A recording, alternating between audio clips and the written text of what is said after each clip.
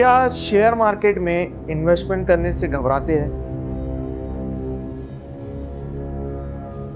अब आपको कंपाउंडिंग का पावर पता चलता है कि पैसा कंपाउंड कैसे हो।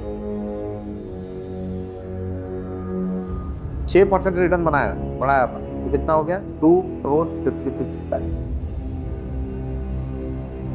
ताकि जितनी मांगा सर बोलते थे अगर 18% का रिटर्न देखो शेयर मार्केट में मिल रहा था टाइम थी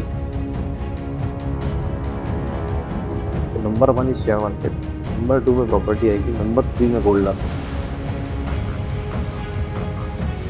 आपको घर बनाना है, बंगला बनाना है, हर चीज की प्लानिंग अगर आप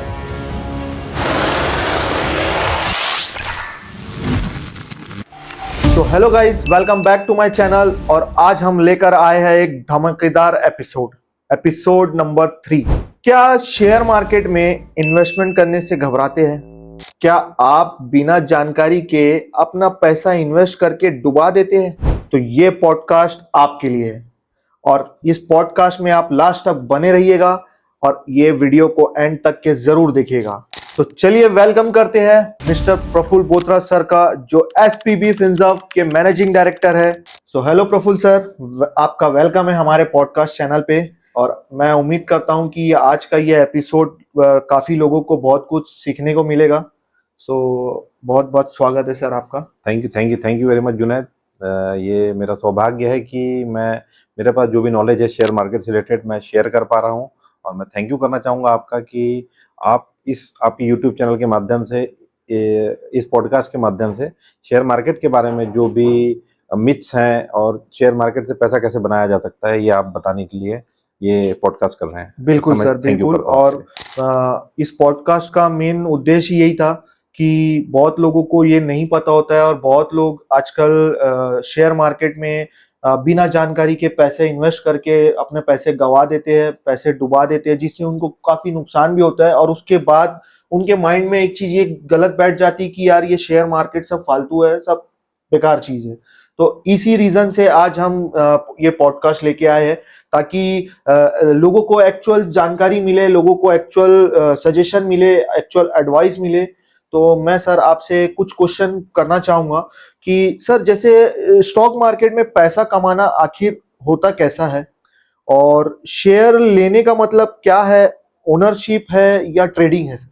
बेसिकली जो शेयर मार्केट में जिसको भी नुकसान होता है, आज तक आपने सुना होगा कि यार मेरे को इतना नुकसान हो गया, ये नुकसान हो गया। बिल्कुल। तो शेयर मार्केट में जो नुकसान होता है वो आपकी गलतियों से होता है, ठीक है ना। शेयर मार्केट एज सच बुरी चीज नहीं है, क्योंकि बुरी चीज रहती है तो इतने लोग काम नहीं करते। शेयर मार्केट में जो नुकसान जिसको भी होता है वो गलत तरीका अपना लेता है शेयर मार्केट में काम करने का। ओके, ठीक है, गलत तरीका इन द सेंस, देखो आप बैंक में, आपके पास पैसा है, आप बैंक में पैसा रखते हो, सेविंग अकाउंट में आपको कितना परसेंट मिलता है? 4% का ब्याज की दर से साल का पैसा मिलता है आपको। और एफडी करते हो तो 6% की दर से पैसा मिलता है आपको, ठीक है ना। लेकिन शेयर मार्केट में आके ना एक्सपेक्टेशन बदल जाती है आदमी की एक्सपेक्टेशन क्या हो जाती है कि यार मेरे को रोज का 5% चाहिए। तो ये शेयर मार्केट कोई कैसीनो नहीं है कि आपको रोज का 5% मिलेगा, ठीक है ना। तो शेयर मार्केट एक एक्चुअली शेयर क्या चीज है? What is share? शेयर होता है कंपनी में ओनरशिप। कंपनी क्या है? कंपनी क्या कर रही है? कंपनी बिजनेस कर रही है। तो जब तक आपका माइंडसेट नहीं बनेगा कि you are investing in a business, तब तक शेयर मार्केट में आपको वो पैसा नहीं बन सकता जो बन सकता है शेयर मार्केट से। तो एक्चुअली शेयर मार्केट में इन्वेस्टमेंट मतलब आप एक बिजनेस में इन्वेस्ट कर रहे हो, बिजनेस ग्रो करता है, तो कंपनी प्रॉफिट अर्न करती है। हर दर साल उसका प्रॉफिट बढ़ता है, उसका बिजनेस बढ़ता है, ठीक है ना। जैसे जैसे उसका बिजनेस बढ़ता है, उसका प्रॉफिट बढ़ता है, तो उसकी बिजनेस की वैल्यू बढ़ती है, बिजनेस की वैल्यू बढ़ती है तो उसके शेयर की प्राइस बढ़ती है। That is actually share market. मतलब share market is actually ownership of a business. आप भले फ्रैक्शनल ओनर बनते हो।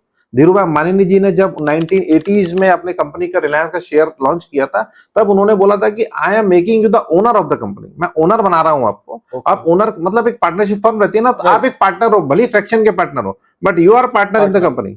आप उसके बिजनेस में जो भी कम ज्यादा है उसके हकदार हो आप, है कि नहीं। तो कंपनी ग्रो करेगी, कंपनी प्रॉफिट्स अर्न करेगी। जो कंपनी का शेयर का प्राइस होता है, it is slave of its profits. वो उसके प्रॉफिट्स का गुलाम रहता है। कंपनी का प्रॉफिट्स आएगा, प्रॉफिट बढ़ते रहेगा, तो कंपनी की शेयर की वैल्यू बढ़ते रहेगी। That is fact.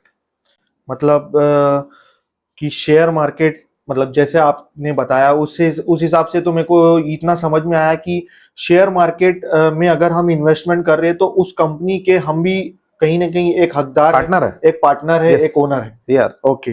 तो सर जैसे कि लोग बोलते हैं लॉन्ग टर्म इन्वेस्ट करो, लेकिन लॉन्ग टर्म का मतलब कितना होता है, लाइक जैसे देखिए- 1 साल, 2 साल या 20 साल? देखिए, अब लॉन्ग टर्म की ना कोई परिभाषा नहीं है। 1 साल लॉन्ग टर्म है, 2 साल लॉन्ग टर्म है, 10 साल लॉन्ग टर्म है, 20 साल लॉन्ग टर्म है।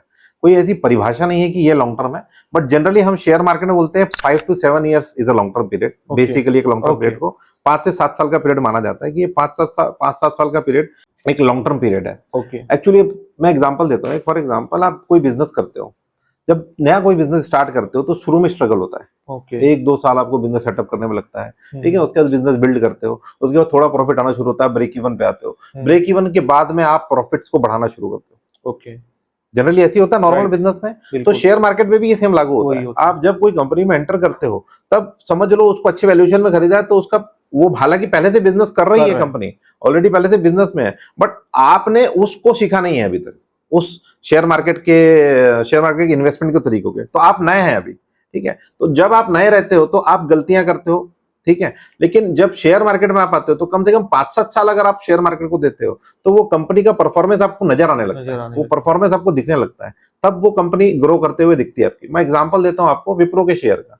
आज से अगर 40 साल पहले आपने विप्रो के शेयर में 10,000 रुपए इन्वेस्ट किया रहता, 40 साल की बात करो मैं, Okay. ज्यादा नहीं, बहुत ज्यादा पीरियड नहीं है, 40 ईयर्स ठीक पीरियड है। ठीक है।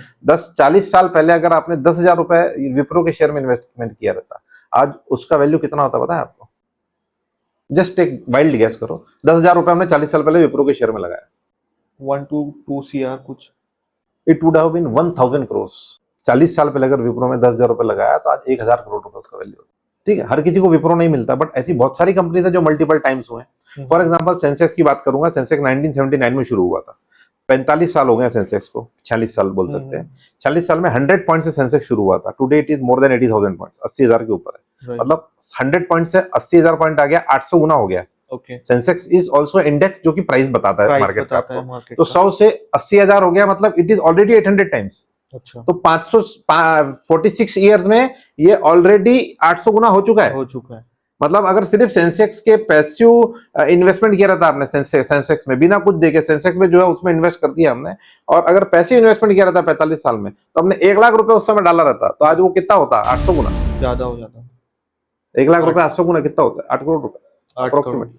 तो इट इज गेम। मतलब लॉन्ग टर्म जो है, लॉन्ग टर्म की कोई परिभाषा नहीं है। 5 से 7 साल में आपको विजिबल प्रॉफिट दिखने लगता है, बट जितना ज्यादा रुकोगे तब आपको कंपाउंडिंग का पावर पता चलता है कि पैसा कंपाउंड कैसे होता है।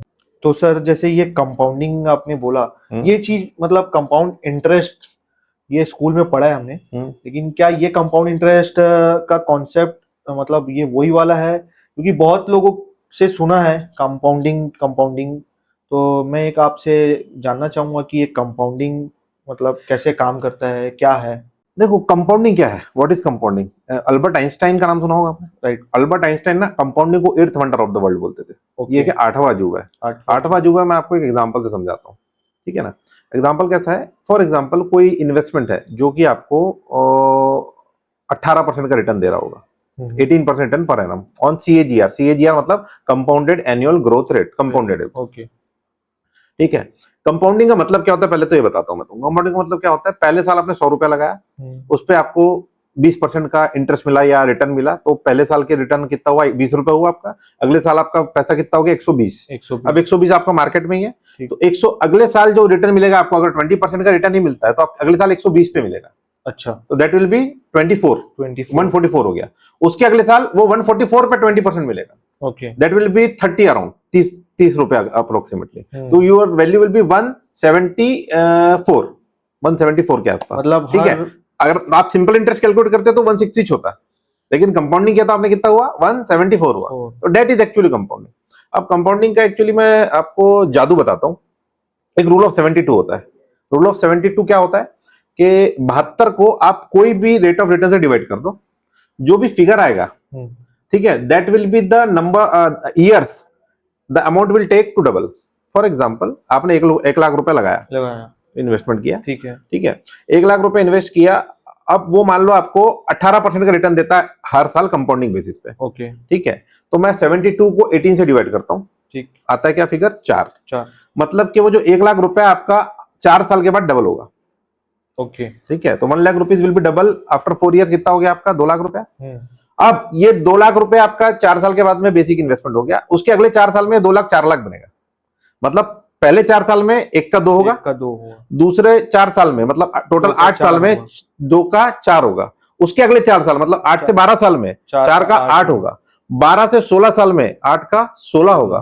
ठीक है ना, 16 से 20 साल में 16 का 32 होगा। मतलब 20 साल में अगर 1 लाख रुपए लगाया है और 20 साल अगर कोई इन्वेस्टमेंट मेरे को 18% का CAGR देता है तो उसका वैल्यू कितना होगा? 32 टाइम 32 लाख। ठीक है ना, उसके बाद 4 साल और रुक जाओ, 20 का 24 कर दो आप।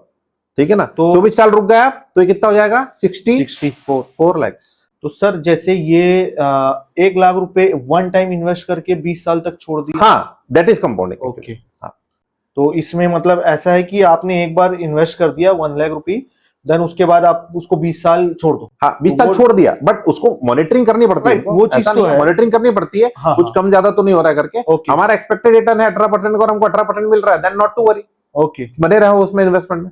ठीक है ना, आपको लगता है कि कई इन्वेस्टमेंट हमको और ज्यादा रिटर्न दे सकते हैं करके, ज्यादा का कंपाउंडिंग। अब फॉर एग्जांपल मैं देता हूं आपको, 18% से आपने देखा कि 20 साल में कितना हुआ, 24 साल में कितना पैसा हुआ आपका? 64 लाख रुपए बना। अब मैं रिटर्न को थोड़ा चेंज कर देता हूँ, 18% की रिटर्न कर दिया मैंने 24%।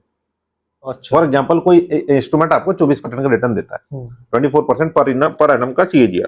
इस केस में रूल ऑफ 72 लगा, 72 डिवाइड बाय 24 कितना हुआ? 3। मतलब अब 3 साल में पैसा डबल होगा आपका। अब मान लो 1 लाख रुपए लगाया और 24% का रिटर्न आपको मिल रहा है, तो 1 लाख 3 साल में कितना हो जाएगा? 2 लाख। 6 साल में हो जाएगा 4 लाख, 9 साल में हो जाएगा 8, 12 साल में हो जाएगा 16, 15 साल में हो जाएगा 32, 18 साल में हो जाएगा 64, 21 साल में हो जाएगा 128, 21 साल में, 24 साल में हो जाएगा 256। मतलब पहले बन रहा था कितना? 64 लाख रुपया। 6% रिटर्न बढ़ाया अपन ने, तो कितना हो गया? 2 करोड़ 56 लाख, 1 लाख रुपए 24 साल में। अगर 24% का रिटर्न मिलता है तो कितना पैसा बना? 2 करोड़ 56 लाख रुपए। तो that is the power of compounding. तो इसमें सर जैसे आपने बताया कि 18% और 24%, ये दोनों में ऐसा क्या है मतलब जो that is the rate of return. देखो आप कोई भी चीज में पैसा लगाते हो, फॉर एग्जांपल, ठीक है ना, शेयर मार्केट में बहुत तरह की कंपनीज रहती है। ठीक है ना, कुछ लार्ज कंपनीज है, मिड कैप कंपनीज है, स्मॉल कैप कंपनीज है। ठीक है, अब जो लार्ज कैप कंपनीज है, हाथी देखो, हाथी आपने, हाँ, ठीक है ना, तो लार्ज कैप कंपनीज जो है वो हाथी है, स्टॉक मार्केट के हाथी है। हाथी तेज भाग सकता है क्या? नहीं, भाग भी सकता है, नहीं भी भाग सकता है, बट खरगोश के मुकाबले या चीता के मुकाबले नहीं। खरगोश आपको विजिबली तेज दिखेगा ना, हाथी विजिबली तेज दिख सकता है? नहीं दिख सकता, वो स्टडी परफॉर्मेंस रहेगा, राइट। ठीक है ना, और ज्यादा तेज भाग भी नहीं सकता, बिल्कुल, ठीक है ना, बट हाथी हाथी रहता है। तो जो लार्ज कैप कंपनीज है, रिलायंस हो गया, इन्फोसिस हो गया, these are large cap companies. ये क्या है? हाथी हो चुके हैं। ठीक है, इनका मार्केट कैपिटलाइजेशन ऑलरेडी बहुत बड़ा है। कोई रिलायंस का market capitalisation for example 20 lakh crore का है। ओके, 20 लाख करोड़ को 40 लाख करोड़ होने में बहुत ताकत लगेगी, डबल होने में, जस्ट डबल, बिल्कुल। तो वो हाथी है, तो उसका रिटर्न हमेशा कम रहेगा रिलायंस जैसी कंपनीज का। बट छोटी कंपनी है कोई, ठीक है, जिसका मार्केट कैपिटलाइजेशन 3000 करोड़ या 5000 करोड़ है। ठीक है ना, मार्केट कैपिटलाइजेशन का मतलब ओवरऑल उसके शेयर की मार्केट में वैल्यू कितनी है? इतनी है, 3000 करोड़ या 5000 करोड़। तो 3000 करोड़ की कोई कंपनी है, उसको 30,000 करोड़ बनने में बहुत समय नहीं लगेगा। अगर उसका बिजनेस अच्छा है, उसका परफॉर्मेंस अच्छा है, प्रॉफिट ग्रोथ अच्छी है, सब कुछ अच्छा है उसका, तो 3000 करोड़ बहुत जल्दी 30,000 करोड़ बन सकता है। ये हो गया 10 गुना। अच्छा, ठीक है ना, तो कभी भी मार्केट में शेयर की जो प्राइस है उससे ये नहीं अंदाजा लगा सकते कि शेयर ये महंगा है कि सस्ता है। कभी भी शेयर की आपको प्राइस का अंदाजा लगाना है तो उसकी मार्केट कैपिटलाइजेशन से लगाना पड़ता है। फॉर एग्जांपल आज की तारीख में सबसे महंगा शेयर किसका आपको पता है? आज की तारीख में शेयर मार्केट में सबसे महंगा शेयर एक सिंगल शेयर लेना तो किसका है? सर मेरे को तो मतलब आइडिया नहीं है।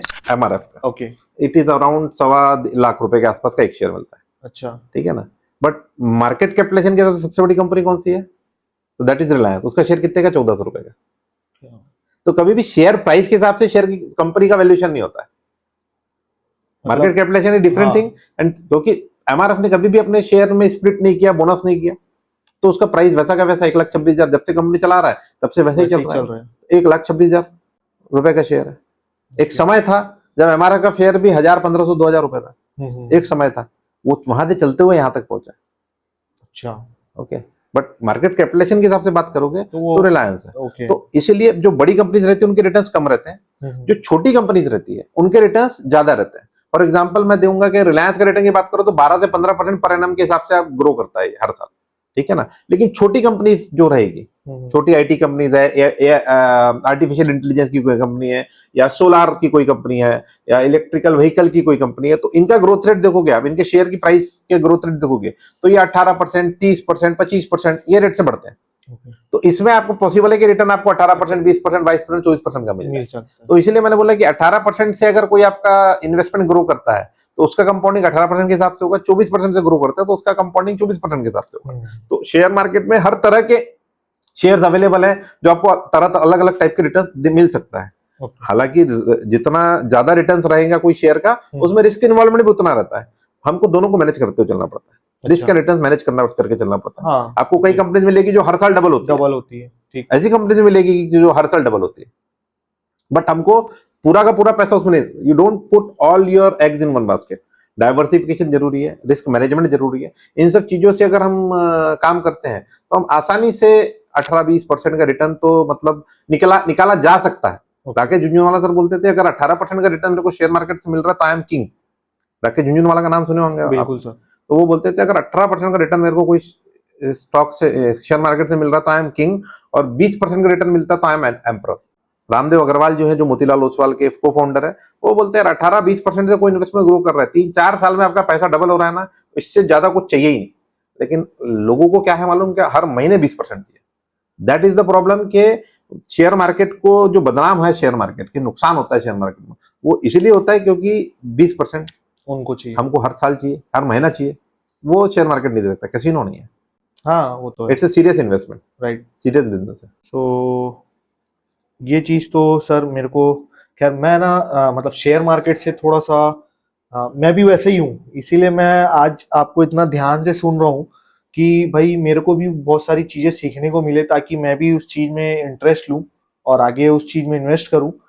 तो मेरा मतलब एक क्वेश्चन एक और था कि जैसे वॉरेन बफेट जो है, मतलब शेयर मार्केट के बहुत नामी इंसान है, तो उन्होंने कहा था कि उनका बिगेस्ट सीक्रेट टाइम और पेशेंस है, जो मतलब इसमें जो बिगेस्ट उनका जो है वो सीक्रेट टाइम और पेशेंस है इस चीज में। मतलब इन्वेस्ट अगर कोई कर रहा है या कोई भी अपन स्टॉक में या शेयर में अगर हम इन्वेस्ट कर रहे हैं, तो उन मतलब उसमें क्या ये इम्पोर्टेंट है सर कि उसको टाइम देना चाहिए और उसमें अपने को थोड़ा सब्र रखना चाहिए, पेशेंस रखना चाहिए? देखिए, जैसा मैंने आपको शुरू में बताया था कि शेयर मार्केट में पैसा लगा रहे हो मतलब बिजनेस में पैसा लगा रहे हो। हाँ, बिजनेस में पैसा लगा रहे हो तो बिजनेस को ग्रो करने को टाइम तो लगता है यार, बिल्कुल। ओवरनाइट रिजल्ट्स नहीं मिलता कभी भी किसी भी, बिल्कुल बिल्कुल। तो अगर बिजनेस को ग्रो करने में टाइम लगेगा तो आपके इन्वेस्टमेंट को नर्चर होने में भी टाइम लगेगा, राइट। वॉरेन बफेट आज 98 ईयर्स के हैं, वो जब 12 साल के थे तब से इन्वेस्ट कर रहे हैं, बस 12 ईयर्स ओल्ड। तो उनका इन्वेस्टिंग जर्नी हो गया आपका अप्रोक्सीमेटली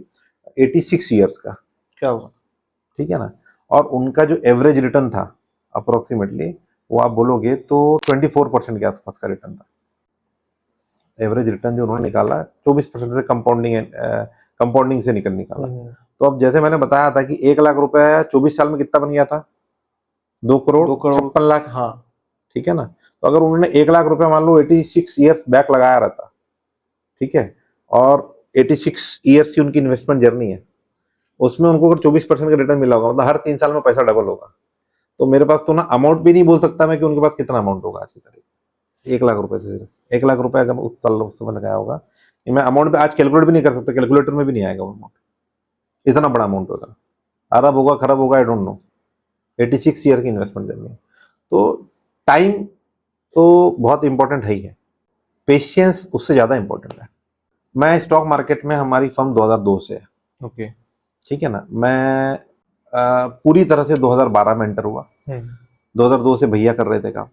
2002 के बाद 2008 में हमने एक बिगेस्ट पैनिक देखा था, ग्लोबल मेल्टडाउन आया था, जिसमें ग्लोबल रिसेशन बोलते हैं जिसको, लेमन ब्रदर्स क्राइसिस बोलते हैं जिसको, जब मार्केट ऐसा नोज डाइव किया था 2008 में, मतलब अप्रोक्सीमेटली निफ्टी 6-7 हजार चले गया था, वो वापस 2-2.5 हजार पे आ गया था। I don't know the exact figures, याद नहीं है मेरे को, अप्रोक्सीमेटली। उसके बाद 2020 में आपने कोविड पैनिक देखा, हाँ, अगेन नोज डाइव। बट कभी भी नोज डाइव जो रहती है वो बाजार की हमेशा के लिए नहीं रहती है। बाजार हमेशा ऐसा स्ट्रेट लाइन में ऊपर नहीं जाता, ऊपर जाता है, थोड़ा नीचे गिरता है, फिर ऊपर जाता है, फिर थोड़ा नीचे गिरता है, फिर ऊपर जाता है, फिर थोड़ा नीचे गिरता है। लेकिन ओवरऑल जो पिक्चर है that is upwards, overall trend is upwards, बीच बीच में ड्रॉप्स मिलेंगे आप। तो जैसे सर अभी आपने ये बोला कि 2002 में जो आपका 2008 में जो हुआ और उसके बाद फिर कोविड हुआ था, उसमें भी बहुत इम्पैक्ट किया था मार्केट। तो अभी जैसे रिसेंटली में भी कुछ कॉन्फ्लिक्ट चल रही है वॉर को लेके और बहुत सारी चीजें हो रही है, तो क्या उससे भी मार्केट में फर्क पड़ेगा सर? मैं बताया ना, पैनिक हमेशा के लिए नहीं रहता है। कोविड आया था तो लोगों को क्या लगा था दुनिया खत्म हो जाएगी करके, हुई क्या खत्म? नहीं। मार्केट माता वैसे ही गिरा था कि दुनिया खत्म हो जाएगी, खत्म नहीं हुई ना। तो वॉर भी हमेशा नहीं चलते हैं ना। बिल्कुल। अब यूक्रेन का वॉर पिछले 3-4 साल से चल रहा है, हाँ, यूक्रेन और रशिया का वॉर। रशिया का। खत्म हुआ क्या? नहीं हुआ, मार रहे हैं, होता है कुछ। शुरुआत में थोड़ा सा इम्पैक्ट रहता है, तो शॉर्ट टर्म में बोलोगे तो इमोशनली बोल लो या सेंटिमेंटली बोल लो तो थोड़ा सा इम्पैक्ट रहता है, नो Impact डाउट, रहता थोड़ा सा है। वोलेटिलिटी रहती है मार्केट ओके। में। But over a period of long term बात करते हो आप, तो लॉन्ग टर्म बाजार वॉर और इन सब चीजों के पैनिक से नहीं चलता है, ठीक। अनलेस कोई देश ही खत्म होने वाला हो। इंडिया है, इंडिया में बहुत बुरा अटैक, न्यूक्लियर अटैक ही होने वाला हो, then that is a different scenario. But जो जनरल वॉर्स होती है, इंडिया पाकिस्तान की वॉर हुई, अभी इजराइल और ईरान की वॉर चल रही है, तो इनसे सिर्फ सेंटिमेंटली कुछ समय के लिए फर्क पड़ता है। कुछ समय के लिए हो सकता है मार्केट गिर जाए, कुछ समय के लिए हो सकता है मार्केट स्टैंड स्टिल ऊपर नीचे करे, वोलाटाइल रहे, बट ओवरऑल अल्टीमेटली जाना तो इसको ऊपर ही है। ऊपर ही है। ओके, ठीक है। अल्टीमेट जो है डायरेक्शन ऊपर का ही है। सर एक क्वेश्चन और था कि जैसे 10 करोड़ जो अपन ने बात किया अभी और बहुत सारी इन्वेस्टमेंट जो आपने बताया, वो तो ठीक है, लेकिन अगर मेरे को फॉर एग्जांपल मेरे को अगर 100 करोड़ बनाना है, तो क्या सिर्फ ये बड़े लोगों के लिए ही पॉसिबल है या मेरे जैसे आम आदमी के लिए भी पॉसिबल है? देखिए, जैसे मैंने आपको एग्जांपल दिया, अगर आप समय देने को तैयार हो, if you are ready to give time and you have conviction. Share market में ना देखो, दो चीज होती है। अनलेस आपको कोई भी काम, शेयर मार्केट को छोड़ दो यार, कोई भी काम, आप खुद का काम ले लो। अगर आप कोई काम कर रहे हो और आपको ये काम करते हुए ऐसा नहीं लग रहा है, फेथ नहीं है कि मैं ये कर सकता हूँ। For example, Virat Kohli cricket batting करने जाता है और उसको लगता है कि मैं रन बना सकता हूँ, उसको फेथ ही नहीं है, उसको मतलब भरोसा ही नहीं है कि मैं रन बना सकता हूँ, तो सेंचुरी मार सकता है क्या? नहीं, बिल्कुल नहीं। शेयर मार्केट भी सेम। अगर आपको कन्विक्शन नहीं है कि आप यहाँ पे पैसा बना सकते हैं, तो आप नहीं बनाएंगे। अगर आपके पास में कन्विक्शन है कि हाँ, शेयर मार्केट में पैसा बना सकता हूँ, प्लस आप इसको समय देंगे, समय देंगे मतलब नॉट आपको शेयर मार्केट में काम नहीं करना है, प्रोफेशनल्स अवेलेबल है हमारे जैसे जो आपको हेल्प करेंगे कि शेयर मार्केट में पैसा कैसे बनाना है। आपको सिर्फ पैसे को डाल के छोड़ना पड़ेगा। पेड़ रहता है ना, पेड़, ये देखो पेड़ है अपने पास, हाँ, ओके। ठीक है ना, तो ये पेड़ जो रहता है, आप बीज डाले आपने और आप उसको रोज देख रहे हो, यार ये बढ़ नहीं रहा है, ये फल नहीं दे रहा है, ये फल नहीं दे रहा है, फल नहीं दे रहा है, फल मिलेगा क्या? नहीं। अरे उसको समय, उसको जितना टाइम है उसको ग्रो करने का, उतना समय तो देना पड़ेगा ना उसको, ठीक है ना। सेम वे इन्वेस्टमेंट भी आपका, उसको आपको समय देना पड़ेगा। लेकिन एक बार वो उग गया तो फल ठीक है ना, उसके बाद आपको हर सीजन फल भी मिलेगा, कुछ किए बिना। सेम यहाँ पे कंपाउंडिंग अप्लाई हो जाएगा आपका। एक बार वो इन्वेस्टमेंट आपका नर्चर हो गया, एक बार आपका वो पीरियड निकल गया जिसमें आपको लॉस हो सकता है, वो पीरियड निकल गया, उसके बाद आपको जितनी बार, हर साल आपको कंपाउंडिंग एवरेज, कंपाउंडिंग रिटर्न मिलते जाएगा और हर साल आपका इन्वेस्टमेंट बढ़ते जाएगा तेजी के साथ। तो 100 करोड़ फॉर एग्जांपल, आप जैसे बोला 100 करोड़ बनाना कितना मुश्किल है करके, मैंने वही आपको विप्रो का एग्जांपल दिया, 10,000 रुपए डाला था, 1,000 करोड़ बन गया। ऐसे पिछले 10, 15, 20 साल में बहुत सारी कंपनीज आई है जिन्होंने मल्टीपल टाइम्स रिटर्न दिए।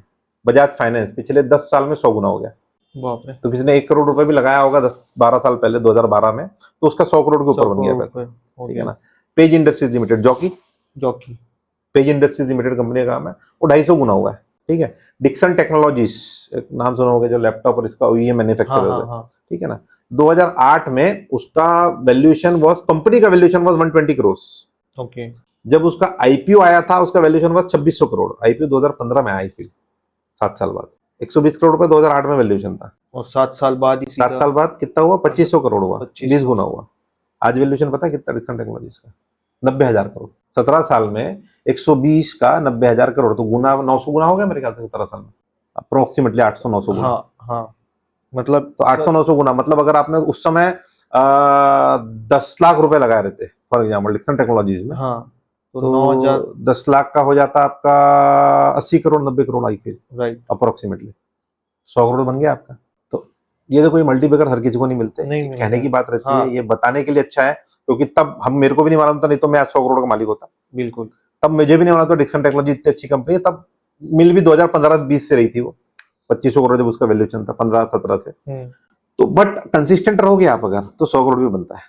कंसिस्टेंटली इन्वेस्ट करो आप 50,000 रुपये महीना, तो उसमें ठीक है चांसेस। ना, अगले 30-40 साल तक, 30 साल भी करोगे मेरे ख्याल से, 30 साल 50,000 रुपये महीना, 30 years 50,000 rupees per month, 100 crore. ये तो रही 100 करोड़ बनाने की बात, कि हमको हर महीने, या अगर हम कोई बड़े अच्छे एक्सपर्टीज से, अगर हम ये एक्सपर्टीज से लेके अगर कुछ एडवाइस ले सकते हैं, तो उस एडवाइस को लेके अगर हम इन्वेस्ट करते हैं, और जैसे कोई एक्सपर्ट बोला कि भाई अगर आज आप ये इन्वेस्ट करते हो और उस इन्वेस्टमेंट के बाद 10 साल बाद या 15 साल बाद आपको इतना मिलेगा, तो भाई मैं बोलूंगा कि कर दो, मैं तो कर दूंगा। क्योंकि अभी जितना मेरे को सर से सीखने मिल रहा है और जानकारी मिल रही है और नॉलेज मिल रहा है, तो ऐसा लग रहा है कि हो सकता है कि आने वाले कुछ टाइम के बाद मैं खुद इन्वेस्ट कर दूं, है ना। तो जैसे सर एक क्वेश्चन और ये था कि जैसे बहुत लोग ऐसे होते हैं कि क्या बस पैसा डाल के भूल जाना ही काफी है, या आप लोग जैसे उसको रेगुलर मॉनिटरिंग भी हम लोग को करना चाहिए, या। जैसे मैंने बताया आपको, लॉन्ग टर्म इन्वेस्टमेंट मतलब पैसा लॉन्ग टर्म के लिए लगाना है, हाँ। लेकिन एक ही चीज में लगा के भूल जाना मैं एडवाइज नहीं करता हूँ, उसकी कंटिन्यूस मॉनिटरिंग बहुत ज्यादा जरूरी है। ओके। ठीक है, कंटिन्यूस मतलब उस। मॉनिटरिंग हाँ। मतलब फॉर एग्जांपल क्या होता है, आपने कोई कंपनी में पैसा लगाया, हाँ। आपके पास जब कंपनी में पैसा लगाया तब तो कन्विक्शन था कि कंपनी अच्छी, बिजनेस अच्छा है, ये कंपनी ग्रो कर सकती है, कंपनी ग्रो करेगी तो शेयर प्राइस ग्रो करेगी, राइट। ओके। लेकिन बाद में कंपनी में कुछ ऐसा इवेंट हो जाता है जिससे कि उसके बिजनेस को इफेक्ट होता है। फॉर एग्जांपल किंगफिशर एयरलाइंस था, कंपनी अच्छी थी, बिजनेस अच्छा था, सब कुछ अच्छा था, बट उसमें कंपनी में डेट इतना ज्यादा हो गया कि जो उसकी इनकम थी उससे वो डेट सर्व नहीं कर पा रहे थे। बिल्कुल। ठीक है, तो इन दैट केस क्या, अगर आपका कंटिन्यूस मॉनिटरिंग नहीं होगा उसका, तो आप जो सबसे पहला बुक किया हुआ लॉस रहता है वो सबसे कम रहता है। कम रहता है। जब आपको कंपनी के बारे में गलत चीज पता चली तब बाहर हो जाओ। मैं एक बहुत अच्छी स्टोरी बताता हूँ आपको इसके बारे में। मेरे एक रिलेटिव है, उनका पोर्टफोलियो मैं मैनेज करता हूँ। बीच में उनको कहीं से इन्फॉर्मेशन आई कि यार फ्यूचर रिटेल 2020, कोविड की बात बता रहा हूँ मैं, 2020-21 में ना, ये 20 की बात है, कि फ्यूचर रिटेल कौन सा था, बिग बाजार जानते होंगे आप, बिग बाजार। बिग बाजार फ्यूचर रिटेल किशोर बियानी जी का था। तो फ्यूचर रिटेल के बारे में खबर आई कि फ्यूचर रिटेल को मुकेश अंबानी जी एक्वायर कर रहे हैं। उसका शेयर का प्राइस फ्यूचर रिटेल का अप्रोक्सीमेटली 120 रुपए चल रहा था, 120 रुपए चल रहा था, तो फ्यूचर रिटेल को एक्वायर कर रहे हैं। मेरे रिलेटिव्स को खबर मिली, मेरे हमको भी मिली कि बाजार में खबर थी कि एक्वायर कर रहे हैं, बोले तो इसका शेयर भागेगा, मुकेश अंबानी एक्वायर कर रहे हैं, रिलायंस ले लेगा। तो उन्होंने खरीद लिया 20 लाख रुपए का शेयर। ठीक है, 20 लाख का शेयर खरीदा 120 के रेट में, 120 में कुछ खरीदा, मतलब टोटल 20 लाख खरीदा, 120 में कुछ खरीदा, फिर ऊपर चले गया अगले दिन वो तो 130, 35, 40, एवरेजिंग 130-35 की आई होगी उनको। वो बढ़ते चला शेयर, 163 तक गया वो, तुरंत अगले 3-4 दिन में खरीदने के बाद। तो 163 में गया, मेरे पास फोन आया, यार इसका हो गया 163 हो गया। मैं बोला एक बार थोड़ा सा प्रॉफिट बुक कर लो, क्या जाता है अपना। तो बोले नहीं यार, अभी तो मुकेश अंबानी जी खरीदे, अभी तो ये और डबल जाए। ट्रिपल होएगा करके। ओके। ग्रिड, लालच रहता है, ये सबको रहता लालच, है, बिल्कुल। तो जाएगा करके। ठीक है, मैंने बोला जा भी सकता है, मैंने बोला it's up to you, but जा सकता है करके। तो तुरंत ही उसके अगले दिन खबर आई कि अमेजॉन ने केस फाइल कर दिया है कि फ्यूचर रिटेल मुकेश अंबानी जी नहीं खरीद सकते, अमेजॉन पे पहला राइट है, अमेजॉन के पास पहला राइट है उसको खरीदने का, फ्यूचर रिटेल, उनका कुछ एग्रीमेंट हो रखा है। ओके। अगले दिन से पूरा स्टॉक डाउन शुरू, ओहो। 163 से, 163 से लोअर सर्किट मारते मारते वो रुका ही 110 पे पहली बार। तब मेरी वापस बात हुई उनकी, तब बात नहीं हुई एक्चुअली 110 पे, तब वो 90 रुपए आ गया ना, तब बात हुई मेरी उनसे कि क्या करना है। मैं बोला देखो अब ना, इसकी कंपनी को जब हमने खरीदे थे तब मुकेश अंबानी जी खरीद रहे थे, लेकिन अभी क्या खबर है, मुकेश अंबानी जी शायद नहीं खरीद पाएंगे। हमने किस कारण से खरीदा था कंपनी को, कि मुकेश अंबानी जी खरीद रहे हैं। खरीद रहे हैं। अब तो हमारे पास क्या है कि अब नहीं खरीद रहे हैं, नहीं खरीद तो रहे। इसको बेचो, तुरंत। लॉस में बेचो। पहला लॉस हमेशा बुक किया हुआ फायदेमंद है, 120-30 का है ना, 30-40 रुपए लॉस हो रहा है, कहीं और कवर करेंगे उसको, अभी यहाँ से बेचो, अभी निकलो बाहर। और फिर क्या करे बोले पैसों का, तो मैंने बोला वेदांता का शेयर 90 रुपए मिल रहा है अभी, ठीक है, उसको खरीद लो, पूरा का पूरा 90 रुपए का यहाँ पलटाओ पैसा और 90 रुपए में वेदांता खरीद लो, पूरा का पूरा। नहीं माने मेरी बात। उसके 1.5-2 महीने बाद फ्यूचर रिटेल 55 रुपया, वेदांता 180 रुपये, डबल। डबल हो गया वेदांता, और ये आधे से थोड़ा सा ऊपर 55 रुपए। फिर बात हुई अब क्या करें, बोला अभी भी मौका है, अभी भी बेच दो और वेदांता अभी भी खरीद लो 180 पे। तब उन्होंने किया, 55 रुपए में बेचा शेयर। लगभग 55 रुपए में उनके पास में 8 लाख रुपए आए होंगे। जो इन्वेस्टमेंट किया था उन्होंने 20-22 लाख रुपए का, उसके 8 लाख रुपए बचे होंगे, वो लिया और 8 लाख रुपए का उनने वेदांता खरीद लिया। अगले 3 साल में वेदांता 425 रुपए गया 180 से, प्लस उसने 225 रुपए का डिविडेंड दिया। ओके, मतलब 225 रुपए तो उसने बैंक अकाउंट में दे दिया दे दिया आपके। प्लस शेयर खड़े ही हैं आपके और उसकी वैल्यू 425 रुपए। अभी मेरे ख्याल से 465 रुपए, अभी आज 2025 की बात करूंगा, अभी भी उनके पास शेयर्स पड़े हुए हैं। अभी हाई उसका 525 रुपए के आसपास गया है, अभी 460-70 रुपए पे खड़ा हुआ है अभी शेयर। तो 180 का 460-70, मतलब वो शेयर की वैल्यू ऑलरेडी 3 गुना हो चुकी है। और प्लस शेयर का जो कॉस्ट प्राइस था वो उनका डिविडेंड के थ्रू बाहर हो चुका। तो ये होता है कंटिन्यूस मॉनिटरिंग का। ओके, कंटिन्यूस मॉनिटरिंग करोगे आप शेयर्स की, तो क्या कंपनी से बाहर निकलना है, क्योंकि एंट्री एंड एग्जिट बहुत ज्यादा इंपॉर्टेंट है। बिल्कुल सर। एंट्री कब करनी है, एग्जिट कब करना है, दैट इज इंपॉर्टेंट। कंपनी अगर अच्छा कर रही है तो मैं नहीं मानता हूं कि एग्जिट करना फायदेमंद है। अच्छा कर रही है तो करने दो उसको, बीच बीच में ड्रॉप्स आएंगे, let it, not a big deal. तो सर जैसे एक क्वेश्चन एक और ये भी था कि जैसे पैसा कमाना और पैसा संभालना, क्या ये दोनों अलग स्किल है? पैसा कमाना एक आर्ट है, बोल सकता हूँ मैं, आपकी कला है। आप आपका बिजनेस कर रहे हैं, पैसा कमा रहे हैं, मैं मेरा बिजनेस कर रहा हूँ, somebody else उसका बिजनेस कर रहा है, वो अपनी कला से कर रहा है बिजनेस। पैसा संभालना ना डिसिप्लिन है। अच्छा, जब तक आपके अंदर डिसिप्लिन नहीं आएगा तब तक पैसा संभालना बहुत मुश्किल हो जाएगा। तो discipline is must to safeguard your money. Risk management जो हम बोलते हैं ना, रिस्क मैनेजमेंट करते हैं अगर हम, क्या, क्योंकि अगर स्टॉक मार्केट में आपके डीमेट में पैसा दिख रहा है कि आपने भैया 1 लाख रुपए लगाया था, 2 लाख रुपए हो गया है, अगर वो डीमेट में दिख रहा है तो वो पैसा आपका नहीं, वो मार्केट का, कभी भी ले लेगा वो आपसे। ठीक है, उसको बचाना इंपॉर्टेंट है। फॉर एग्जाम्पल कोई इन्वेस्टमेंट एक का 2 लाख रुपए हो गया, ठीक है, और अब लगता है आपको यार 2 लाख रुपए, बाजार बहुत बढ़ गया है, 2 लाख रुपया ठीक ठाक प्रॉफिट हो गया है, मतलब बहुत ज्यादा लालच नहीं किया आपने और बुक किया और फिर वापस वेट किया नीचे में मार्केट में ले लेंगे करके। ठीक है, तो इट इज पार्ट और पार्सल ऑफ रिस्क मैनेजमेंट। या कोई कंपनी का शेयर लिया आपने, जो एक चाल चलना था वो बढ़ गया, आपका टारगेट पे आ गया, उसको आपने ले लिया, ठीक है, उसको आप, तो उसको प्रॉफिट बुक करना भी इंपॉर्टेंट है। बिल्कुल, प्रॉफिट बुक कीजिए, कोई और एंटर कीजिए। एंट्री एग्जिट बहुत ज्यादा जरूरी है, कहाँ पैसा लगाना, कितना पैसा लगाना, एक्सपोजर कितना देना, all these things are necessary. तो ये तो रही पैसा कमाने की और संभालने की बात।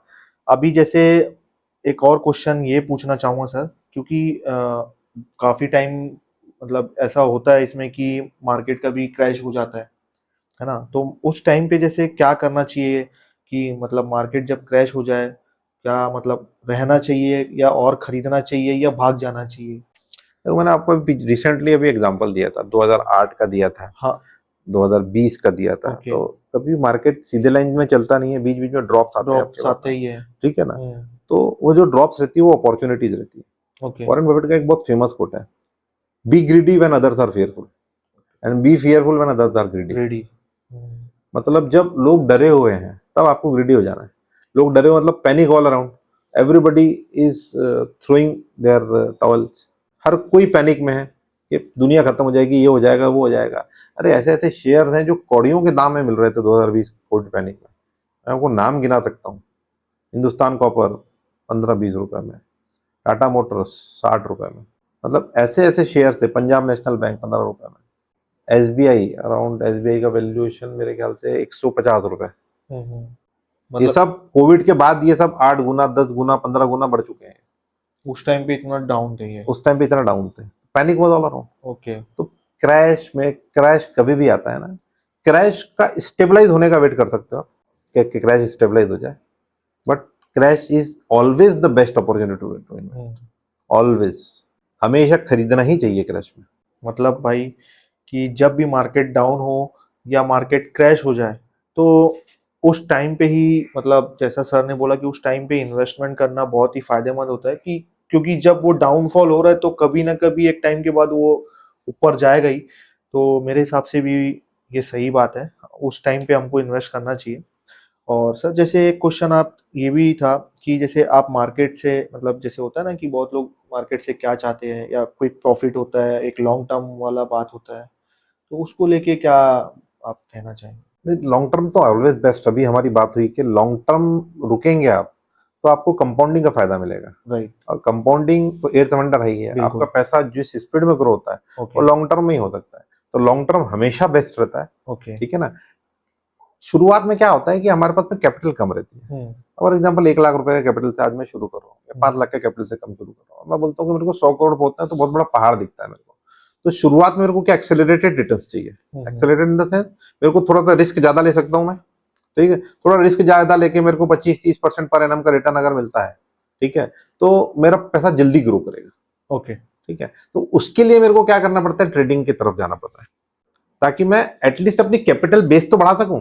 एक बार मेरा कैपिटल बेस बढ़ गया, उसके बाद कंपाउंडिंग करके बिल्ड करना उस पर मेरे लिए आसान हो जाता है। तो कैपिटल बेस बनाने के लिए मेरे को ट्रेडिंग का शायद सहारा लेना पड़ता है, जो मतलब ट्रेडिंग शॉर्ट करके टर्म में। शॉर्ट टर्म ट्रेडिंग का। बट शॉर्ट टर्म में भी मैं, आजकल लोग यार जेन जी जो है हमारी बोलते हैं, ठीक है ना, Gen Z are very much involve in option trading. Option. Okay. Option पता है आपको क्या होता है? ऑप्शन ट्रेडिंग होता है इन्वॉल्व। तो option trading is pure Gamble. It has nothing to do with business. It has nothing to do with valuations. उसको कोई मतलब नहीं है ऑप्शन को। Option is purely a gamble. ठीक है, तो वो मैं उसको शॉर्ट टर्म नहीं बोलता हूँ। शॉर्ट टर्म मतलब शेयर लिया, कुछ समय रुका, महीना 2 महीना 3 महीना 4 महीना, उसकी ग्रोथ लिया एंड उसको बेच दिया, that is called as short term. आप रोज मार्केट के सामने बैठे हुए हो और रोज देख रहे हो उसको, तो वो ट्रेडिंग नहीं है। वो उसमें आप पैनिक आएगा ना, कभी भी आपको बाहर कर देगा बाजार, क्योंकि market is very smart animal. Market से स्मार्ट कोई नहीं है। बिल्कुल। ठीक है ना। तो वो आपको कब बाहर करेगा ना, उसको पता है कि आप कहाँ पे बाहर होंगे करके। मार्केट बैठा ही बाहर करने के लिए आपको। बिल्कुल। जो टिका है मार्केट में उसी ने पैसा कमाया है। और मतलब मैंने जहां तक सुना है सर कि मतलब ट्रेडिंग और शेयर में एक सबसे बड़ा इंपॉर्टेंट पार्ट होता है सब्र, पेशेंस। हर जगह, मैं तो सिर्फ शेयर मार्केट ट्रेडिंग नहीं बोलता हूँ, हर जगह सब्र is important, patience is important, but everywhere. हाँ, आप आपका बिजनेस ले लो, आपका परिवार ले लो, आपके साथ आपका किसी के साथ डिस्प्यूट हुआ, कुछ भी ले लो, हर जगह सब्र इज इंपॉर्टेंट, बट एवरीवेयर। ये जो शेयर मार्केट में तो सबसे ज्यादा इंपॉर्टेंट है। हाँ, सबसे ज्यादा इंपॉर्टेंट वो चीज मैंने देखा है कि वो चीज ही नहीं होती लोगों से, नहीं होती, पेशेंस ही नहीं होता ना। मैं बता रहा हूँ, रोज आप हर महीने 20% कहाँ से लाओगे? नहीं आता ना भी। हर महीने 20% मतलब 240% साल का हो गया। बिल्कुल, मतलब 1 लाख रुपए का 3.5 लाख रुपए। हाँ। अगर यहाँ यही सब मिलने रहता तो फिर दूसरे धंधे बंद हो जाता, सब शेयर मार्केट में काम करते। बिल्कुल सर, मैं इतना आसान रहता, सबसे पहले तो मैं ही आता है और इतना आसान रहता। ओके। तो सर एक और क्वेश्चन था, मतलब क्या आपको ऐसा लगता है कि ईएमआई लाइफस्टाइल हमें वेल्थ से दूर ले जा रहा है? देखो, ऐसा नहीं कहूंगा वेल्थ से दूर ले जा रहा है। देखो, आपको कई पॉडकास्ट या आप कुछ रील्स वगैरह देखेंगे ना, आपको उसमें मिलेगा घर मत लो, उससे अच्छा एसआईपी में इन्वेस्ट कर दो। हाँ। या स्टॉक मार्केट में इन्वेस्ट कर दो, इतना पैसा ग्रो कर जाएगा। तो सिंपल सी बात है ना, there is two things. One is बोल सकते हैं, क्या बोलते हैं, क्वालिटी ऑफ लाइफ, ठीक है ना, and one is called as standard of living. Right. तो ये दो अलग अलग चीजें। Standard of living is different thing and quality of life is different. Standard of living मतलब जो हम दिखावा करते हैं। बिल्कुल। ठीक है ना। तो I am against standard of living के अगेंस्ट रहता हूं मैं, कि आप दिखावे पे कर्जा लेके खर्चा मत करो। बिल्कुल। ठीक है ना। बट एक क्वालिटी ऑफ लाइफ होती है, आपको फैमिली को आपकी क्वालिटी ऑफ लाइफ देना है आपको। ठीक है ना। तो घर जरूरी है। बिल्कुल। तो घर को अगर आपके पास में पैसे नहीं है और आपने लोन लेके लिया है, तो मैं उसको नहीं बोलूंगा कि आपने कोई गलत काम किया है। कार आज की तारीख में एक छोटी कार नेसेसिटी होगी। बारिश का टाइम आ गया, अपने पास में कहीं पे जाना है, बच्चों को लेके जाना है, कार इज नेसेसिटी। कार के लिए अगर आपने लोन लिया है, हाँ, अब आपकी इनकम आपको परमिट कर रही है 5 लाख 7 लाख की कार लेने का, और आप 25 लाख की कार ले रहे हो, that is wrong thing. That is again, आप क्वालिटी ऑफ लिविंग से हट के आप कहाँ चले गए? स्टैंडर्ड ऑफ लिविंग में चले गए। तो स्टैंडर्ड ऑफ लिविंग को मेंटेन करने के लिए अगर आपने कर्जा लेके खर्चा किया तो that is wrong. But quality of life को मेंटेन करने के लिए आपने अगर कर्जा लिया है तो that is right. But EMI को भी आप ना इन्वेस्टमेंट से स्मार्टली मैनेज कर सकते हो। पता है आपको कैसे सर? कैसे? आपने फॉर एग्जांपल 50 लाख रुपए का होम लोन लिया घर बनाने के लिए। होम लोन जनरली 20 साल का लेता है आदमी। बिल्कुल। 8-8.5% का इंटरेस्ट रेट है। मेरा ईएमआई लगभग 45,000 रुपए के आसपास आएगा 50 लाख के लोन पे। ठीक है। अगर मैं 20 साल का लोन लिया हूं और 50 लाख का लोन है, तो मैं अप्रोक्सीमेटली जो पैसा पटाता हूं वो लगभग रहता है 1 करोड़ 5 लाख 1 करोड़ 4 लाख रुपए के आसपास। मतलब मैंने 50 लाख रुपए पे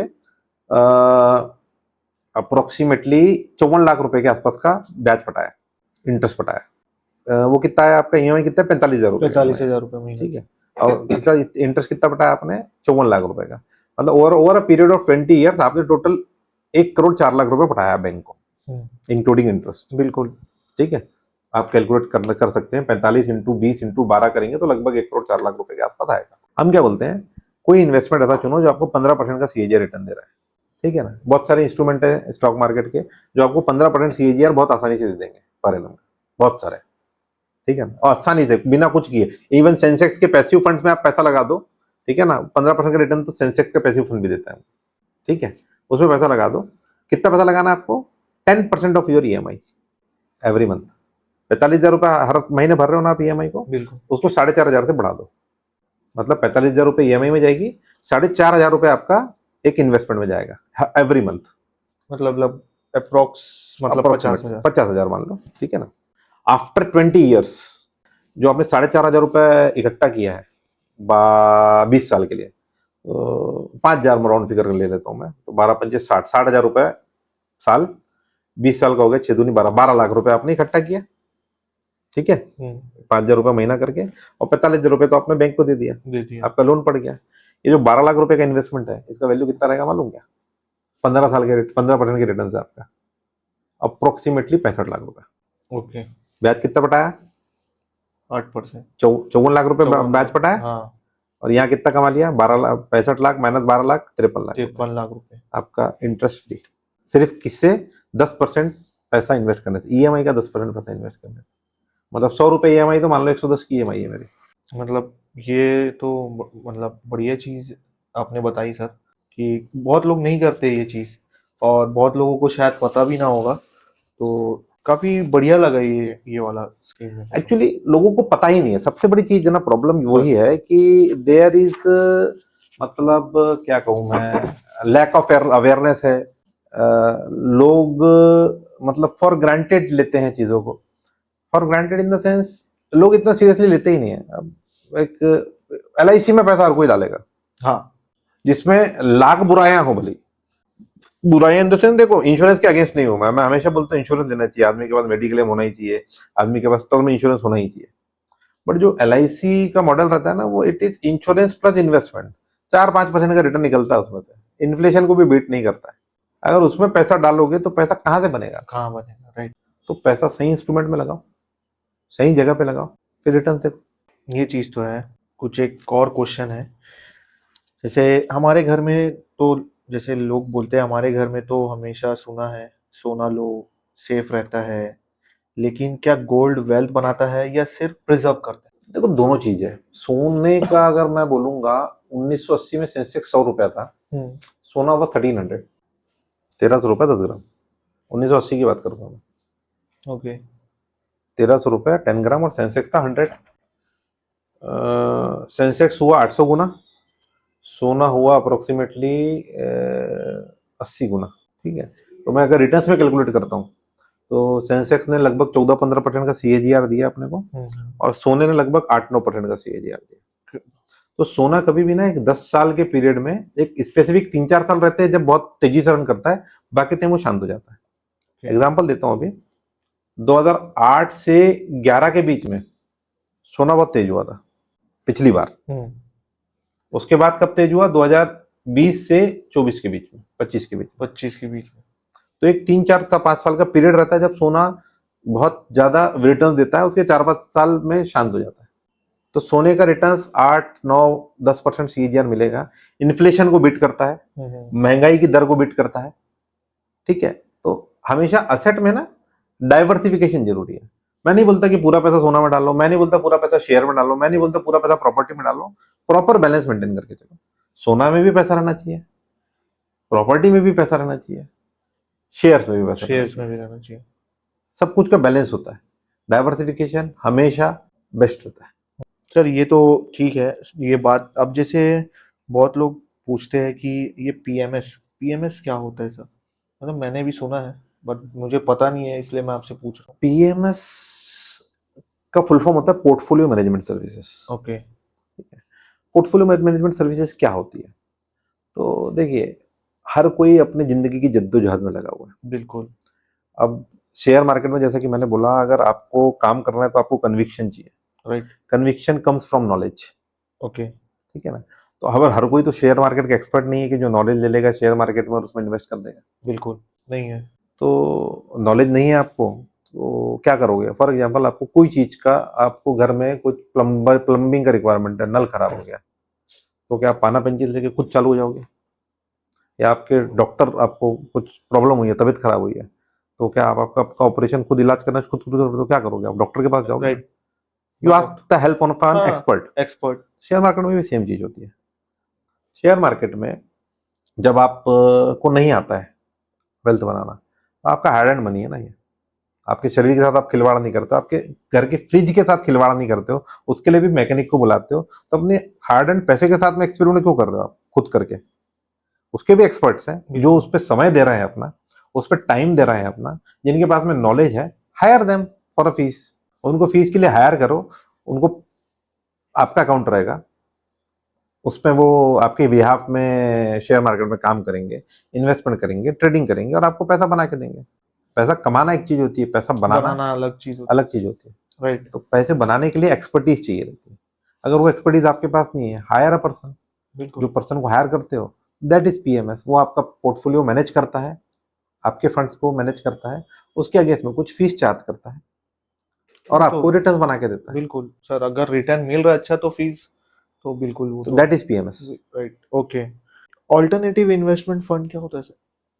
ऑल्टरनेटिव, एआईएफ ना रिसेंटली बोल सकते हैं कि अ, आया हुआ एक तरीका है ऑन ऑफ इन्वेस्टमेंट्स। एआईएफ को समझने के लिए पहले मैं ना प्राइवेट इक्विटी समझाता हूँ आपको। What is private equity? Private equity का नाम सुना है आपने? नहीं, शार्क टैंक देखा होगा आपने? हाँ, शार्क टैंक में क्या होता है? शार्क्स बैठे हैं, और शार्क्स अपना, क्या कहते हैं, कोई आता है बिजनेस पिच करता है, शार्क्स को अगर बिजनेस पसंद आता है तो वो उसमें इन्वेस्टमेंट करते इन्वेस्टमेंट हैं। करते इक्विटी हैं, इन्वेस्ट करते हैं मतलब बोलता है ना, वो 2% इक्विटी लिया, इक्विटी, 5% इक्विटी राइट, लिया। राइट, इक्विटी मतलब उनके शेयर में वो इन्वेस्ट करता है। ओके, ठीक है, that is sharks. Actually that is the private equity investment. मतलब एक प्राइवेट इक्विटी वाला आदमी है जो पैसा लगा सकता है, वो एक पर्सन के बिजनेस में पैसा लगा रहा है क्योंकि उसको उसका बिजनेस अच्छा लगा। तो ऐसे टोटल अप्रोक्सीमेटली मैं बात करूंगा, कंपनीज की बात करता हूं मैं, तो शेयर मार्केट में 6,000-8,000 कंपनीज है टोटल। आप इंडिया की बात करोगे तो 14 लाख कंपनीज है जो काम कर रही है, 14 लाख कंपनीज जो कि अच्छा काम कर रही है, बिजनेस अच्छा कर रही है। छोटी कंपनीज है, लिस्टेड नहीं है, लेकिन अच्छी कंपनीज है। अब उनको भी एक्सपांशन करना है क्योंकि इंडिया में मेक इन इंडिया चल रहा है, इंफ्रास्ट्रक्चर डेवलपमेंट चल रहा है, बहुत सारी चीज चल रही है। उनका भी ग्रोथ आ रहा है आगे, बट ग्रोथ करने के लिए क्या जरूरत है? फंड्स का जरूरत पड़ता है, बिल्कुल, पैसे का जरूरत पड़ता है। ठीक है ना? तो अगर पैसा चाहिए तो पैसा दो जगह से आ सकता है आपके पास में। एक तो बैंक दे देगा, या कोई दूसरा इन्वेस्टर दे देगा, जिसको आप आपका स्टेक बेच दो। जैसे मैंने बोला, शुरू में ही बोला था आपको, हाँ, शेयर खरीद रहे हो मतलब आप फर्म के पार्टनर बन रहे हो। पार्टनर बन रहे हैं, सेम, कोई इन्वेस्टर आएगा, कुछ पैसा देगा, ठीक है, और आपके फर्म में इक्विटी ले लेगा, पार्टनर राइट, बन जाएगा। Okay, that is private equity. अभी प्राइवेट इक्विटी में होता क्या है कि सिंस कंपनी जो है अनलिस्टेड है, कंपनी जो है अनलिस्टेड है, अनलिस्टेड कंपनी में आपने पैसा लगाया, तो लिस्टेड कंपनी, उसका लिस्टेड पीयर जो होगा, लिस्टेड पीयर मतलब सेम फील्ड की लिस्टेड कंपनी, लिस्टेड उससे कंपनी, हमेशा सस्ती में मिलेगी। ओके, क्यों सस्ती में मिलेगी? क्योंकि लिस्टेड कंपनी में लिक्विडिटी है हमारे पास में, उसको कभी भी बेच सकते हैं अपन। इसमें आपके पास में एक वो लग जाता है, क्या, लॉक इन लग जाता है। आप इसको किसी को भी, मतलब मार्केट में इसका ट्रेड ही नहीं हो रहा तो बेचोगे किसको? किसको, वो तो ट्रेड हो रहा है तो बेच सकते हो, इसको किसको बेचोगे? राइट, तो हमेशा ये सस्ती मिलती है। सेकेंडली, इसको और कहीं से फंड नहीं मिल रहा है, तो थोड़ा सा हमको वैल्यूएशन भी अच्छा मिल जाता है, कम, कम में मिल जाता है। राइट, तो that is the private equity investment. अब प्राइवेट इक्विटी इन्वेस्टमेंट दिया तो मैंने उसको घर में रखने के लिए तो पैसे दिया नहीं, नहीं, मैंने उसको क्या के लिए दिया? एक्सपांड करने के लिए पैसा दिया, बिजनेस और एक्सपांड करे ताकि। ओके, बिजनेस एक्सपांड करने के लिए पैसा दिया, तो उसने बिजनेस अपना एक्सपांशन के लिए पैसा लगाया, एक और नया प्लांट लगा लिया, फॉर एग्जांपल एक नया जियोग्राफिकल लोकेशन में प्लांट लगाया। प्लांट लगाने के बाद में फॉर एग्जांपल आज उसका टर्नओवर 100 करोड़ रुपए था एक प्लांट से, दूसरा प्लांट लगाया तो हो सकता है उसका टर्नओवर 200 करोड़ रुपए हो जाएगा। पहले वो 20 करोड़ प्रॉफिट कमा रहा था, बाद में वो 40 करोड़ प्रॉफिट कमा रहा होगा, फॉर एग्जांपल। मैंने शुरुआत में एक चीज और बोली थी कि valuation of a business is slave of its profits. Profits बढ़ेगा तो शेयर का वैल्यूएशन बढ़ेगा, ठीक है ना?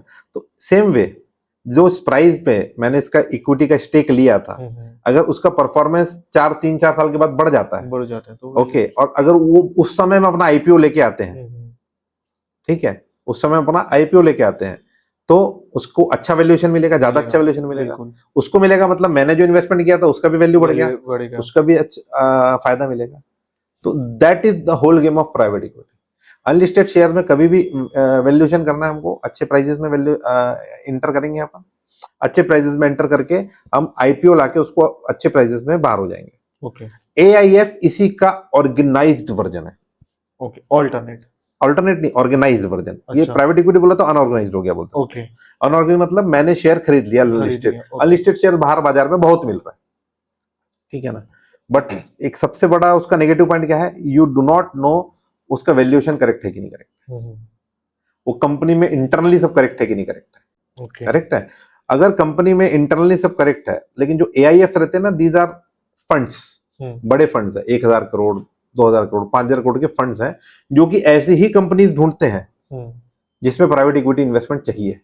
10-15 कंपनीज ढूंढी जिसको कि ग्रो करना है, लेकिन पैसा नहीं है, हम पैसा प्रोवाइड करते हैं, ठीक है ना। जो एआईएफ बनता कैसे है, म्यूचुअल फंड से सुना होगा आपने। हाँ म्यूचुअल फंड कैसे बनता है, मतलब बहुत सारे इन्वेस्टर्स अपना पैसा पूल करते हैं, ठीक है ना, और फिर वो एक कॉमन कॉस्ट में इन्वेस्ट करते हैं। इन्वेस्ट करते ये भी सेम है, बहुत सारे इन्वेस्टर्स पैसा पूल करते हैं और एक कॉमन कॉज के लिए इन्वेस्ट करते हैं।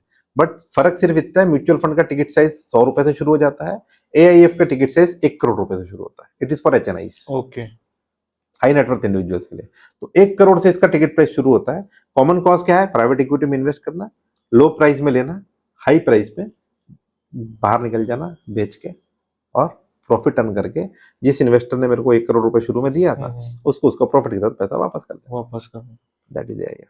ये एक टाइप का एआईएफ है। एआईएफ और जरूर दूसरे तरह के होते हैं, मैंने जो बोला ये कैटेगरी 2 एआईएफ है, which is basically for private equity investment. Okay मतलब मैंने सिर्फ इक्विटी इन्वेस्टमेंट को कवर किया हूँ, जो इक्विटी इन्वेस्टमेंट के एआईएफ है। Okay these are AIF.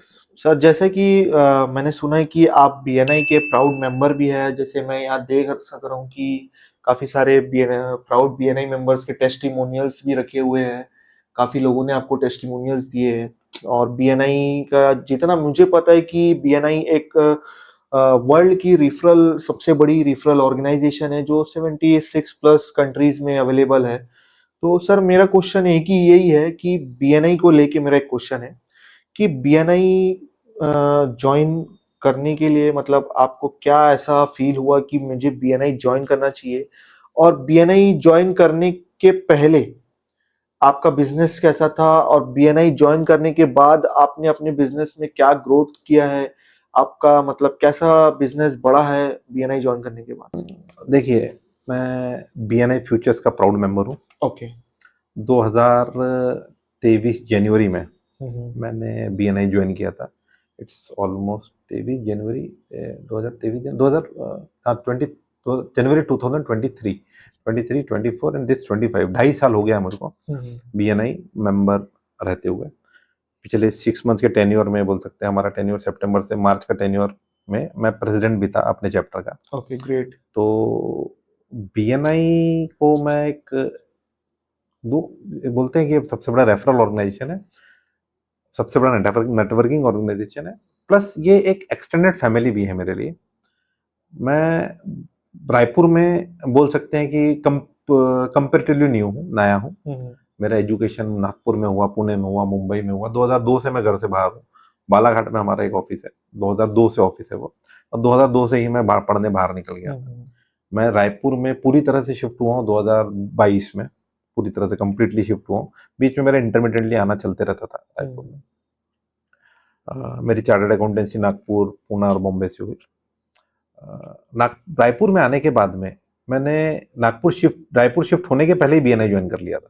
Okay BNI join करने के बाद ना मुझे जनरली हम कोई नए शहर जाते हैं तो नए शहर में ना हमको चीजें गैदर करने में, ढूंढने में, दोस्त बनाने में टाइम लगता है। मुझे ना बीएनआई ज्वाइन करने के बाद में ये सब चीजों में टाइम नहीं लगा। बीएनआई एक ऐसी जगह है, ये मतलब जादू की छड़ी बोलता हूँ मैं बीएनआई को।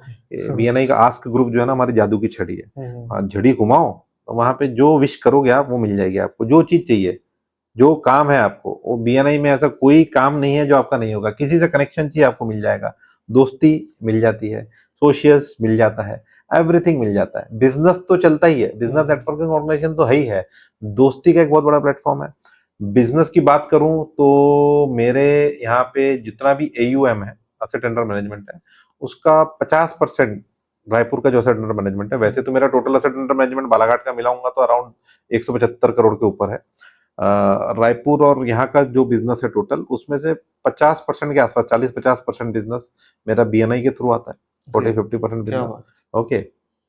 और बीएनआई के थ्रू काफी बिजनेस आता है बाहर के लोगों का। बाहर के लोगों का कॉन्टेक्ट अभी रिसेंटली हमारे एक मेंबर है जो दूसरे चैप्टर में है, उन्होंने मुझे कोल्ड रेफरल दिया था, एंड अप्रोक्सीमेटली वो, मतलब उतना बड़ा रेफरल हो सकता है वो कि अप्रोक्सीमेटली उसका थैंक यू नोट 5 करोड़ रुपए का पास करना पड़े मुझे। बाप रे। ओके, इट कैन हैपन, बात चल रहा है अभी in pipeline.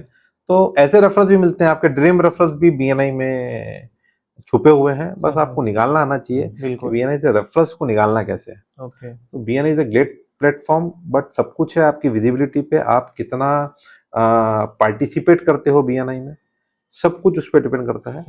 BNI is a wonderful organisation and it is doing wonders. जो रेफरल्स को एक ऑर्गेनाइज्ड वे दिया है इन्होंने, it is wonderful. Great sir. So thank you sir. आज आपने एक बहुत ही बड़ा मेरा डाउट क्लियर किया है, और एक तरीके से बोलूं तो आपने मेरी एक आंखें भी खोल दी है, क्योंकि मतलब शेयर मार्केट को और ट्रेडिंग को लेके मैं बहुत कुछ सुना भी हूँ, और मतलब बहुत कुछ मैं भी सोचता था कि यार कौन करे इन्वेस्टमेंट इसमें, फालतू पैसा वेस्ट करना है, काहे रिस्क ले फालतू में। उससे अच्छा है कि भाई मैं गोल्ड ले लूँ, उससे अच्छा है कि मैं प्रॉपर्टी में इन्वेस्ट कर दूँ, कम से कम वो मेरा सेफ तो रहेगा, इसमें अगर मेरे को नुकसान हो जाएगा तो भाई मैं तो बर्बाद हो जाऊंगा। ये सारी चीज मेरे माइंड में चलती थी, और आज मैं सच बता रहा हूँ सर, आज आपसे मिलने के बाद, आपको सुनने के बाद काफी सारी चीज बोलूं मैं, काफी हद तक बहुत सारी चीजें मेरे को क्लियर हो गई है, और हो सकता है कि आने वाले कुछ टाइम पे मैं इस चीज पे इन्वेस्टमेंट करूं। और जैसे जो भी मेरी ऑडियंस है, जो भी इस चैनल के माध्यम से जो लोग देख रहे हैं इस वीडियो को, तो मैं उनसे भी यही बोलना चाहूंगा कि जो लोग भी शेयर मार्केट को और ट्रेडिंग को और स्टॉक को मतलब एक गलत माइंडसेट के हिसाब से सोचते हैं, या लोगों को मन में ये रहता है कि यार मैं कैसे इन्वेस्ट करूं, मेरे को नुकसान हो जाएगा, मेरे को ये हो जाएगा, मेरा पैसा डूब जाएगा। लेकिन मैं आपको एक चीज बता रहा हूं, इस फील्ड में सबसे ज्यादा इंपॉर्टेंट है एक तो नॉलेज की इस फील्ड में, दूसरा सबसे इंपॉर्टेंट पार्ट है एडवाइस की, और जो एडवाइस देगा उसके बाद वह होंगे एक्सपर्ट। तो तीसरा इसमें सबसे ज्यादा इंपॉर्टेंट है एक्सपर्ट। भाई अगर आप इस फील्ड में एंट्री कर रहे हो तो सबसे पहले तो मैं यही आप लोगों को सबको सजेशन दूंगा कि आप पहले इस फील्ड को मतलब अच्छे से समझे, जाने, उन एक्सपर्ट से मिले, उनकी एडवाइजरी ले, और उनसे वो चीज का नॉलेज ले कि भाई ये है क्या, इसमें कैसे काम करना है, कैसे इन्वेस्टमेंट करना है। मैं आप सभी को यही बोलना चाहूंगा बस। और थैंक यू प्रफुल्ल सर कि आप इस हमारे पॉडकास्ट में आके लोगों तक आपने अपना ये बात रखी, और बहुत सारे लोगों का इस वीडियो के थ्रू मैं यही चाहूंगा कि बहुत सारे लोगों का इस वीडियो के थ्रू काफी सारे डाउट्स क्लियर हो जाएंगे। तो अगर आप लास्ट में कुछ आप बोलना चाहते हैं तो सर बिल्कुल। मैं थैंक यू बोलना चाहूंगा जुनैद आपको कि आपने एक बहुत अच्छा इनिशिएटिव लिया थैंक यू कि सर। हम किसी को गाइड कर सकें, अच्छी तरह से गाइड कर सकें, उसको मिसकंसेप्शन से बचा सकें। आजकल देखो हर पेपर, आप रोज दैनिक भास्कर उठा के देख लो, न्यूज़ देख लो, कहीं ना कहीं रहता है कि शेयर मार्केट के चक्कर में एक को 2 करोड़ रुपए का चूना लगाया, किसी को 50 लाख रुपए का चूना लगाया। रोज दैनिक भास्कर में एक न्यूज आती जाती है, ठीक है ना। There are lot of fake Telegram channels and WhatsApp group right. बन गए हैं। आपको लिंक आती है, आप क्लिक करके ज्वाइन कर हाँ। लेते हो, वो आपको फेक प्रॉफिट दिखाते हैं, फेक एप्लीकेशंस दिखाते हैं, और आपको फेक प्रॉमिस करके आप उनको पैसा डाल देते हो और आपका पूरा पैसा डूब जाता डूब जाते हैं। है। मैं रिकमेंड करूंगा आपके पॉडकास्ट के माध्यम से आपके सब्सक्राइबर्स को कि इन ऐसे लोगों से दूर रहें। कोई भी इन्वेस्टमेंट आपको 12% से ऊपर का रिटर्न गारंटीड अगर प्रॉमिस कर रहा है तो सबसे पहले अपने कान खड़े कर लो, या आपके फाइनेंशियल एडवाइजर जो भी हो उनसे एक बार कंसल्ट करो, आपके सीएस जो हो उनके उनसे एक बार कंसल्ट करो कि इस प्रोडक्ट में जा सकता हूँ, नहीं जा सकता हूँ।